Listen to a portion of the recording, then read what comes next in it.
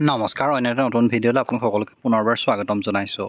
নতুনকৈ যদি আপুনি চাকৰি ল'ম বুলি ভাবিছে তেন্তে এই ভিডিঅ'টো আপোনালোকৰ কাৰণে হেল্পফুল হ'ব। যিহেতু এই ভিডিঅ'ত আমি ডিছকাছ কৰিম ৰিভাৰ অফ আছাম।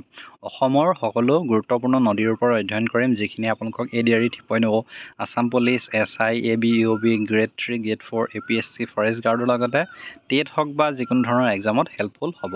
আৰু ইয়াৰ কুৱেশ্যনে প্ৰায় অহা দেখা যায়। চ' আমি যদি এতিয়া প্ৰথম চাবলৈ যাওঁ তেন্তে ৰিভাৰ অফ আছামটো এটা মষ্ট ইম্পৰ্টেণ্ট টপিক হয়। আৰু ৰিভাৰ অফ আছাম বুলি ক'লে আমি প্ৰথম জানো যে Assam is known as the land of river. অসমক কি নীলা নদীৰ দেশ বুলি কোৱা হয়। য'ত ব্ৰহ্মপুত্ৰ আৰু বৰাকে হৈছে মেইন নদী। আৰু ইয়াত যদি আমি চাবলৈ যাওঁ তেন্তে ব্ৰহ্মপুত্ৰখন ক'ৰ পৰা আহিছে, অৰুণাচল প্ৰদেশৰ পৰা এণ্টাৰ কৰিছে আৰু বাংলাদেশলৈ গৈছেগৈ। আৰু ইয়াত যদি আমি চাওঁ তেন্তে ব্ৰহ্মপুত্ৰ নদীৰ কিছুমান ট্ৰিবিউটৰী হয়, উপনদী কিছুমান চাব পাৰোঁ। সোৱণশিৰি, মানস, জীয়া ভৰলী, ধনশিৰি, লোহিত, দিবাং, কপিলী সেইখিনি আছে। আৰু সেইদৰে বৰাক ভেলী যদি চাওঁ তেন্তে অসমৰ যিটো দক্ষিণ দিশটোত দক্ষিণ চাউথাৰ্ণত আছামত বৰাক ভেলী আছে, বা বৰাক ভেলী য'ত আছে নতুনকৈ তিনিখন যি ডিষ্ট্ৰিক্ট আছে তাত বৰাক নদীখন আছে আৰু সেইখনেই বাংলাদেশত পৰিছে। আৰু এইখিনি একচুৱেলি চাবলৈ গ'লে মই অসমীয়াটো ইয়াত দি থৈছোঁ, ইংলিছ আছামিজ দুইটাৰে সুবিধা হোৱাকৈ দিছোঁ। আপোনালোকে চাব পাৰে অসমৰ নদীৰ দেশ বুলি কোৱা হয় বৰাক নদী, ব্ৰহ্মপুত্ৰ নদী। চ' আপোনালোকে এইখিনি চাব পাৰে। এতিয়া মেইন কথা হ'ল প্ৰথম যদি চাওঁ তেন্তে অসমৰ ডাঙৰ নদী বুলি ক'লে প্ৰথম ব্ৰহ্মপুত্ৰৰ কথা আহিব। ছেকেণ্ড যদি চাওঁ দক্ষিণ অসমৰ প্ৰধান নদী কি হয়, বৰাক নদী। আৰু নেক্সট আহিলে মাজুলী বিশ্বৰ বৃহত্তম নদীদ্বীপ ব্ৰহ্মপুত্ৰ নদীৰে আছে। মানস নদীখন ভূটানৰ পৰা অসমলৈ আহিছে। সোৱণশিৰিখন ব্ৰহ্মপুত্ৰৰ বৃহৎ উপনদী। ইয়াত এতিয়া ৰিভাৰ মেপ অফ আছাম মই আপোনালোকক দিছোঁ, যদি আপোনালোকে বিচাৰে স্ক্ৰীনশ্বট লৈ ল'ব পাৰে।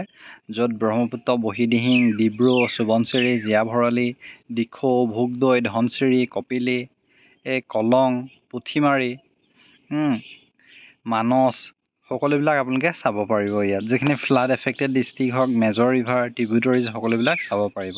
আৰু যি কৰিমগঞ্জ, হাইলাকান্দি আৰু শিলচৰ বা কাছাৰত আছে সেই চাইডে আছে বৰাক ভেলী, আৰু তাতে আছে বৰাক নদী। এতিয়া মেইন আমি 25টা মষ্ট ইম্পৰ্টেণ্ট কুৱেশ্যনছ ডিছকাছ কৰিম এই ভিডিঅ'টোত ৰিভাৰ অফ আছামৰ ওপৰত। চ' মন কৰিবা। নেক্সট হ'ল প্ৰথম যদি চাওঁ অসমৰ আটাইতকৈ ডাঙৰ নদী কোনখন হয়, which is the largest river of Assam. A Manas, B Subansiri, C Brahmaputra, D Dhansiri. আৰু ইয়াত যদি আমি চাবলৈ যাওঁ তেন্তে ব্ৰহ্মপুত্ৰটোৱেই কাৰেক্ট এনচাৰ হৈছে। ব্ৰহ্মপুত্ৰ হৈছে অসমৰ আটাইতকৈ ডাঙৰ নদী। চ' ব্ৰহ্মপুত্ৰৰ কথা ব্ৰহ্মপুত্ৰ অসমৰ কিমান কিলোমিটাৰ আছে সেইটো সুধিব পাৰে। 916 কিলোমিটাৰ আছে বিয়পি। নেক্সট যদি চাওঁ তেন্তে ইয়াত 2 নম্বৰ কুৱেশ্যনটো আহিলে ব্ৰহ্মপুত্ৰ নদী তিব্বতত কি নামেৰে জনা যায়? গংগা, যমুনা, ইয়াৰলুং চাংপো নে সিন্ধু? বাই হুইচ নেম বা what name is Brahmaputra known in Tibet? ত্ৰিবেটত কি নামেৰে জনা যায়? আৰু ইয়াৰ যিটো কাৰেক্ট এনচাৰ সেইটো হৈছে অপশ্যন চি, ইয়াৰলুং চাংপো নামেৰে জনা যায় ত্ৰিবেটত। নেক্সট কুৱেশ্যনটোলৈ যদি চাওঁ তেন্তে নেক্সট কুৱেশ্যনটো হৈছে the Manas river enter Assam from which country?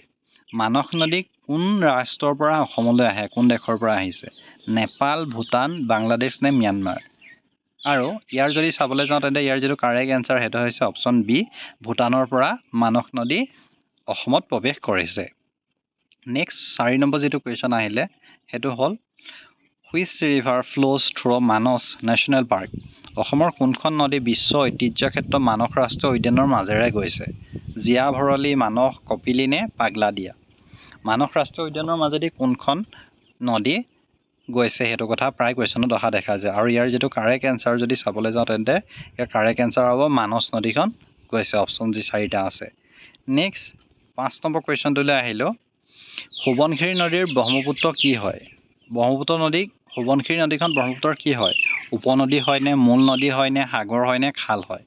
The Subansiri river is a ডেছ অফ ব্ৰহ্মপুত্ৰ। আৰু আমি কি জানো ব্ৰহ্মপুত্ৰৰ উপনদী হয়, ট্ৰিবিউটৰী হয়, মেইন ট্ৰিবিউটৰী হয়। আৰু কিছুমান আপোনালোকে এনেকুৱা ধৰণৰ কুৱেশ্যন মনত ৰাখিব, নৰ্থ বেংক ট্ৰিবিউটৰী আৰু চাউথ বেংক ট্ৰিবিউটৰী। ব্ৰহ্মপুত্ৰৰ উত্তৰ পাৰৰ আৰু দক্ষিণ পাৰৰ নৈখিনিৰ কথা প্ৰায় কুৱেশ্যনত আহে। নেক্সট আহিলে জীয়া ভৰলী নদী অৰুণাচল প্ৰদেশত কি নামেৰে জনা যায়? Jia Bharali river is known by what name in Arunachal Pradesh? Kameng, Lohit, Dibang নে টিপাই? আৰু এই যি চাৰিটা অপশ্যন আছে তাৰ ভিতৰত যি কাৰেক্ট এনচাৰটো হৈছে কামেং নামেৰে জনা যায়। অৰুণাচল প্ৰদেশত কামেং নামেৰে জনা যায় জীয়া ভৰলী নদীখনক। নেক্সট কুৱেশ্যন আহিলে অসমৰ মাজেদি বৈ যোৱা ব্ৰহ্মপুত্ৰ নদীৰ দৈৰ্ঘ্য প্ৰায় কিমান হয়? মই অলপ আগত এইটো কথা কৈছিলোঁৱে। So' option A 700 kilometre, option B 916 kilometre, option B 500 kilometre, option D 300 kilometre. আৰু ইয়াৰ যদি চাবলৈ যাওঁ তেন্তে approximate how long Brahmaputra river, ইয়াৰ যিটো কাৰেক্ট এনচাৰ সেইটো হৈছে 916 কিলোমিটাৰ। চ' যিহেতু আগপাক খাই আহে সেইকাৰণে ইমানটো ডিষ্টেঞ্চ হয়। নেক্সট কুৱেশ্যনটোলৈ আহিলোঁ, ধনশিৰি নদী কোন ৰাজ্যৰ পৰা উৎপত্তি হৈছে? Dhansiri river originated in which state? কোনখন ৰাজ্যৰ পৰা উৎপত্তি হৈছে? মেঘালয়, নাগালেণ্ড, মিজোৰাম নে ত্ৰিপুৰা? আৰু ইয়াৰ যিটো কাৰেক্ট এনচাৰ সেইটো হৈছে নাগালেণ্ড। নাগালেণ্ডৰ পৰা ধনশিৰি নদী উৎপত্তি হৈছে। নেক্সট কুৱেশ্যন আহিলে লোহিত নদী ব্ৰহ্মপুত্ৰৰ কোন দিশৰ উপনদী? বাওঁ, সোঁ, উত্তৰ নে পশ্চিম? Lohit river is a tributary of Brahmaputra. আমি গম পালোঁ যে লোহিত নদীখন ব্ৰহ্মপুত্ৰ নদী এখন ট্ৰিবিউটৰী হয়, কিন্তু কোনটো ছাইডৰ ট্ৰিবিউটৰী হয় সেইটো সুধিছে। লেফ্ট ছাইডৰ নে, ৰাইট ছাইডৰ নে, নৰ্থ ছাইডৰ নে, ৱেষ্ট ছাইডৰ? আৰু ইয়াৰ যিটো কাৰেক্ট এনচাৰ সেইটো হৈছে ৰাইট ছাইডৰ হয়। নেক্সট কুৱেশ্যন আহিলে 10 নম্বৰ, আছাম মাজুলী দ্বীপ কোন নদীৰ মাজত অৱস্থিত? একদম ইজি কুৱেশ্যন হয়। Majuli island is situated in which river? ইয়াৰ যিটো কাৰেক্ট এনচাৰ ব্ৰহ্মপুত্ৰ।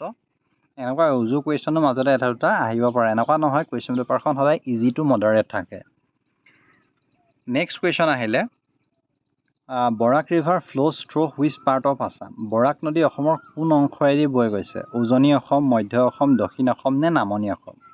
আৰু ইয়াৰ যিটো কাৰেক্ট এনচাৰ সেইটো হৈছে অপশ্যন চি, চাউথাৰ্ণ আছাম, দক্ষিণ অসমৰ মাজেদি পাৰ হৈ গৈছে।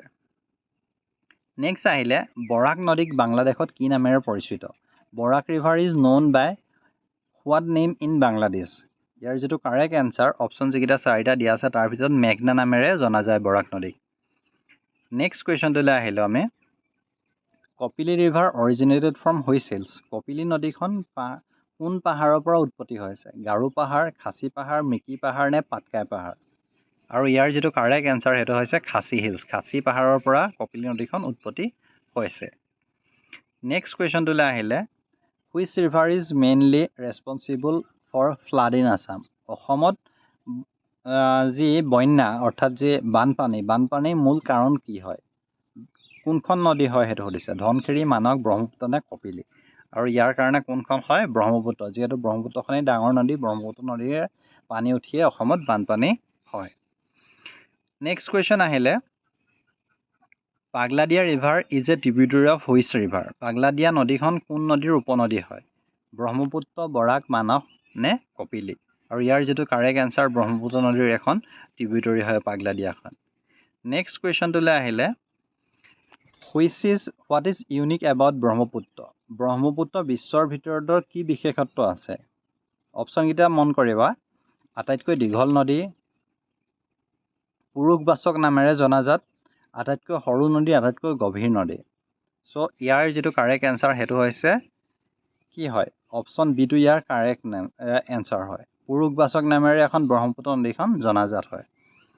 নেক্সট কুৱেশ্যন আহিলে which river is called the river of gold? অসমৰ কোন নদীক সোৱণৰ নদী বুলি কোৱা হয়? সোৱণশিৰি, মানস, বৰাক, লোহিত? একচুৱেলি ইয়াৰ নামতে ওলাই যে সোৱণশিৰি নদীকে অসমৰ সোণৰ নদী বুলি কোৱা হয়। অসম হিষ্ট্ৰী যদি আপোনালোকে পঢ়িছে তেনে গম পাব যে কোন ৰজাৰ সময়ত সেই নদীৰ পৰা একচুৱেলি সোণ কাঢ়ি উলিওৱা হৈছিলে, সেইকাৰণে তাক সোৱণশিৰি বুলি কোৱা হয়। আগতে সেই নদীৰ পানীতে বালিতে সোণ পোৱা গৈছিলে।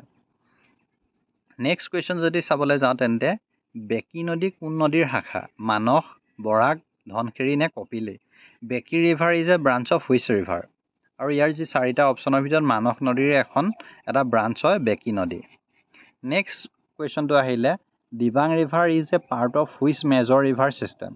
দিবাং নদী কোন বৃহৎ নদী ব্যৱস্থাৰ অংশ হয়?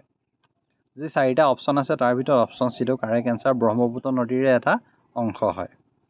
নেক্সট কুৱেশ্যনটোলৈ আহিলোঁ Kaliabhomora bridge is build over which river? অসমৰ কোনখন নদীৰ ওপৰত কলীয়াভোমোৰা সেতুখন আছে? বৰাক, ব্ৰহ্মপুত্ৰ, মানস নে কপিলী? আৰু ইয়াৰ যিটো কাৰেক্ট এনচাৰ সেইটো হৈছে ব্ৰহ্মপুত্ৰ। একচুৱেলি মই ব্ৰিজেছ অফ আছামৰো এটা পাৰ্ট লৈ আনিম। ব্ৰহ্মপুত্ৰৰ ওপৰত কোনকেইখন দলং আছে সকলোবিলাক কুৱেশ্যনছ অহা দেখা যায়।